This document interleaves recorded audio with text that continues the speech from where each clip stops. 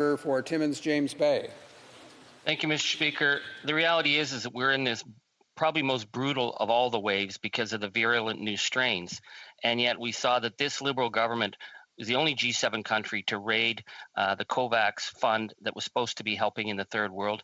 This Liberal government is refusing the WTO waiver to allow third world countries to get their vaccines up to par.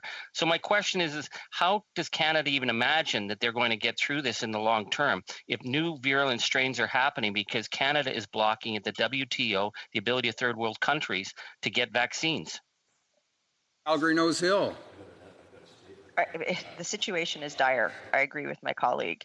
We need to look at every innovative solution on the table to address this crisis. And we do need to look at vaccine equity. I mean, the Prime Minister is going to some sort of charity rock star. Of course he is, right? He's going to get his photo op while he's raiding the COVAX fund. I hope that the organizers of that concert, if they're listening today, I hope they give a hard think about allowing the Prime Minister of Canada to speak on vaccine equity. We don't even have vaccine equity here at home. And he's talking about it internationally, virtue signaling to get some sort of photo op. It's like rubbing salt in the wound. It's disgusting. And yes, of course, we need to be doing everything possible as a country to ensure that there's vaccine equity around the world, but we also need to be getting it here at home. And the Prime Minister has failed on both fronts, and that is very disappointing.